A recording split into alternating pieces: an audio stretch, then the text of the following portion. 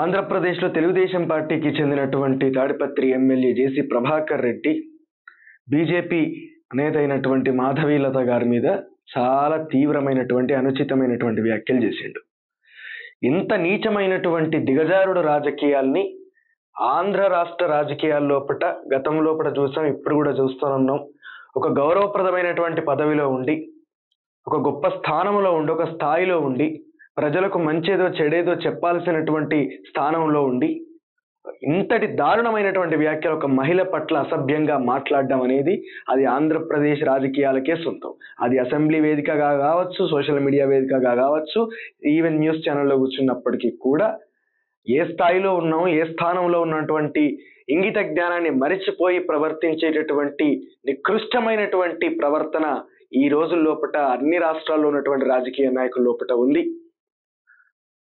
ఒక గొప్ప ఆరంభం కలిగినటువంటి తెలుగుదేశం పార్టీకి చెందినటువంటి నాయకుడిగా ఈ రాష్ట్రంలో ఉన్నటువంటి మహిళలందరూ నా చెల్లెళ్ళు అని చెప్పినటువంటి ఎన్టీ రామారావు ఆ ఆశయాలకు, ఆలోచనలకు వ్యతిరేకంగా ఈరోజు ఆ పార్టీ నేతలు ప్రవర్తించినటువంటి తీరు చాలా జుగుప్సాకరమైనటువంటిది. బీజేపీ నేతే కావచ్చు మాధవీలత, ఆవిడ మీద జేసీ ప్రభాకర్ రెడ్డి చేసినటువంటి వ్యాఖ్యలు ఎట్టి పరిస్థితుల్లో కూడా ఆహ్వానించదగ్గవి కాదు. ఇప్పుడు క్షమాపణ చెప్పి లాభం లేదు. ఒకసారి అసలు మాధవీలత జేసీ ప్రభాకర్ రెడ్డి మధ్య ఏం జరిగిందనేది ఒకసారి చూద్దాం మనం. అసలు ఫస్ట్ మాధవీలత ఎట్లాంటి హెచ్చరిక చేసింది, అసలు ఏం చేసింది, ఏం మాట్లాడింది, మాట్లాడిన దాంట్లో ఎటువంటి తప్పు ఉంది అనేది ఒకసారి మనం చూద్దాం.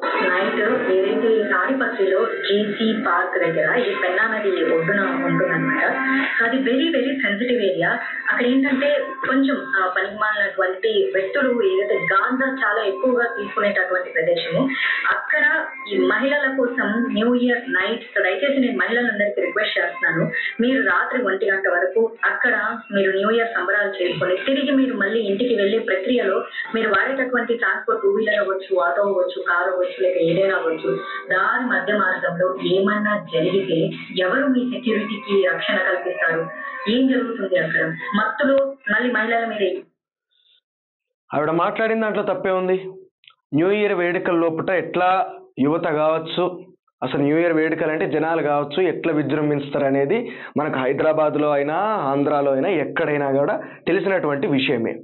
సో ఈ పెన్నా నది ఒడ్డున గలటువంటి జేసీ పార్క్ లోపల ఈ విధమైనటువంటి న్యూ ఇయర్ వేడుకలు ఏర్పాటు చేస్తే మహిళలకు చాలా ఇబ్బంది అవుతుంది. మళ్ళీ మహిళల కోసం ఏర్పాటు చేసినామని చెప్తా ఉన్నారు. అది కొంచెం సెన్సిటివ్ ఏరియా. ఆ ప్రాంతం లోపల గాంజాయి తాగే వాళ్ళు ఉంటారు. తర్వాత న్యూ ఇయర్ అంటే మందు అన్నీ నడుస్తాయి.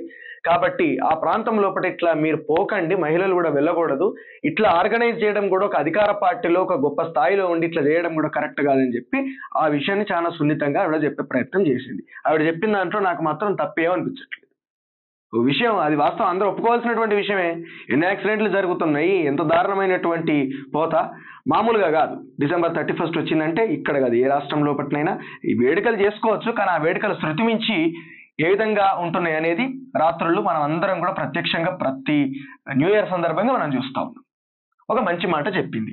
చెప్పిన తర్వాత ఈ పార్టీకి చెందినటువంటి మహిళలు, ఆ ప్రాంతానికి చెందినటువంటి మహిళలు తాడిపత్రి లోపల ఏం చేసిర్రు, పొయ్యి ఈ మాటలు చెప్పినాక ఇక్కడ ఏం బూతులు మాట్లాడలేదు, ఇక్కడ ఎటువంటి అసభ్యకరమైనటువంటి పదజాలం యూజ్ చేయలేదు. కానీ వీళ్ళందరూ పోయి కంప్లైంట్ ఇచ్చారు, మాటలు వ్యాఖ్యల్ని వెనక్కి తీసుకోవాలి అని చెప్పి ఒక కాషన్ చేసింది.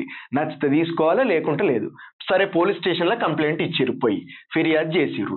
మరి జేసీ ప్రభాకర్ రెడ్డి ఎట్లా రియాక్ట్ అయిండు? ఇంత దారుణమైనటువంటి పదజాలము, ఎంత ఘోరంగా మాట్లాడిండు. ఒక స్థానం లోపల ఉండి ఇన్ని ఏళ్ల రాజకీయ ఎక్స్పీరియన్స్, అనుభవం ఉంది, ఇంత దారుణంగా మాట్లాడుతుంది. అట్లా అమ్మాయి చెప్పేది, మంచి అమ్మాయిని పెట్టకూడదా? దాని చెప్పేది రోజు అదే ఒక పెద్ద ప్రాస్టిట్యూట్. మా ఊర్లో ఒక 2 నెలలు సినిమా షూటింగ్ చేసినారు. నన్ను పర్మిషన్ అడిగినారు. గాయత్రి మా లెక్చరర్ ఇల్లు చూసినారు, మా సూర్యమణి ఇల్లు వాడినారు. మీరు మంచిదన్న పెట్టండి. ఆడవాళ్ళకి ఎంత జిగుత్సాకరంగా ఉందంటే మీరు పెట్టిన ఆ లేడీ చూసినారు కదా, ఉత్తబిత్తల రోజా పువ్వులు వేసుకుంది, ఫోటో పెట్టినారు కదా మా వాళ్ళు కూడా. అంటే మీరు ఎంత అవమానిస్తున్నారు ఒక లేడీని ఎంత అవమానిస్తున్నారు. సిగ్గుందే మీకు? సిగ్గుందే? ఇంకో నీకుందా సిగ్గు? ఇట్లాంటి వ్యాఖ్యలు ఒక నీ కూటమి ప్రభుత్వానికి చెందినటువంటి ఒక మహిళ పట్ల, ఒక నేత పట్ల ఇట్లాంటి వ్యాఖ్యలు చేయడానికి సిగ్గు నీకున్నదా? ఈ మాటలు మాట్లాడచ్చునా? ఒక మహిళ పట్ల పార్టీలకు అతీతంగా మాట్లాడుకుంటే ఒక మహిళ పట్ల ఇట్లాంటి అసభ్యకరమైనటువంటి మాటలు యూజ్ చేసేటటువంటి హక్కు నీకెవడిచ్చాడు? నీ స్థానం ఏంటిది? నీ స్థాయి ఏంటిది? నీ అనుభవం ఏంటిది? వాటికి తగ్గట్టేనా నువ్వు మాట్లాడింది? ఇదేనా పద్ధతి? ఇది నిన్ను ఎన్నుకున్నటువంటి జనాలకు నువ్వు పలానా వాళ్ళు ఇట్లా ఇట్లా అని చెప్పి జస్టిఫై చేసి నువ్వు క్యారెక్టర్ అసాసినేషన్ చేస్తావా ఒక మహిళది? ఎవరు ఏ సంఘంలో ఉన్నా, ఎవరు ఏ పార్టీలు ఉన్నా వ్యక్తిగత జీవితాల గురించి మనం ఎందుకు మాట్లాడాలి? వ్యవస్థ పరంగా, రాజకీయ పరంగా వాళ్ళు ఏమైనా తప్పు మాట్లాడితే ఆ మాటల వల్ల, వ్యాఖ్యల వల్ల ఏదైనా ప్రభావం ఏర్పడి ఏదైనా గొడవలు జరిగితే, గొడవలకు దారి తీస్తే, విద్వేషపూరితమైనటువంటి ప్రసంగాలు చేస్తే రాజకీయ లబ్ధి కోసము, అప్పుడు ఖచ్చితంగా ఎవరైనా విమర్శిస్తాం, మేమైనా విమర్శిస్తాం, ఎవరైనా విమర్శిస్తారు. కానీ వ్యక్తిగత దూషణలకు దిగడం, వ్యక్తిగతమైనటువంటి జీవితం లోపల వేలు పెట్టి చూసి నువ్వు ఇట్లా అని చెప్పి క్యారెక్టర్ అసాసినేషన్ చేయడం, తప్పులు చేయని వాళ్ళు ఎవరు? వ్యక్తిగతంగా ఎవరైనా తప్పులు చేస్తారు.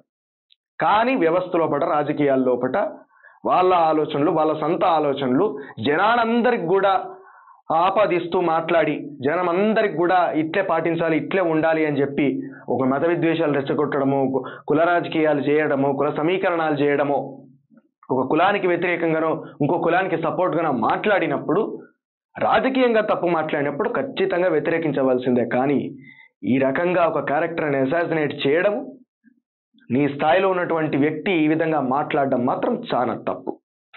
దీనికి ఇప్పుడు నువ్వు క్షమాపణలు చెప్తా ఉన్నావు, తప్పైన తల్లి నన్ను క్షమించు అని చెప్పి మాట్లాడుతా ఉన్నావు. మాట్లాడినప్పుడు ఎందుకు ఇప్పుడు అధిష్టానం నుంచో లేకపోతే ఇంకెవరి నుంచో ఒత్తిడి పెరగడం వల్ల ఈ రోజు నువ్వు క్షమాపణ చెప్తున్నావు మళ్ళీ వచ్చి?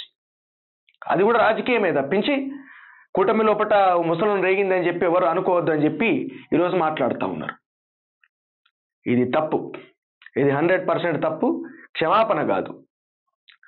టీడీపీ పార్టీ కేవలం వ్యాఖ్యలు చేసినందుకే మాధవీలత మీద కేసు పెడితే, ఇట్లాంటి దుర్మార్గమైనటువంటి వ్యాఖ్యలు చేసినటువంటి జేసీ ప్రభాకర్ రెడ్డిని ఖచ్చితంగా కఠినంగా శిక్షించాలి. అతని మీద ఎఫ్ఐఆర్ నమోదు చేయాలి, కేసు పెట్టాలి. డెఫినెట్గా చంద్రబాబు అతని మీద యాక్షన్ తీసుకోవాలి, ఖచ్చితంగా తీసుకోవాలి. సస్పెండ్ చేయండి పార్టీ నుంచి ఒక మహిళ పట్ల ఇంత అసభ్యంగా మాట్లాడినందుకు, లేకపోతే బర్తరఫ్ చేయండి మొత్తానికి. ఇది యాక్షన్ తీసుకోవాలి, ఖచ్చితంగా చర్యలు ఉండాలి, ఖచ్చితంగా డిసిప్లినరీ కమిటీకి పంపించండి. ఖచ్చితంగా పార్టీ లోపల ఇతని మీద చర్య తీసుకోవాలి. పోలీస్ స్టేషన్లో కూడా ఎఫ్ఐఆర్ నమోదు చేసి జైలు లోపల వేసి శిక్షించండి, కోర్టులో హాజరుపరచండి. ఇది డిమాండ్ చేస్తూ ఉన్నాం.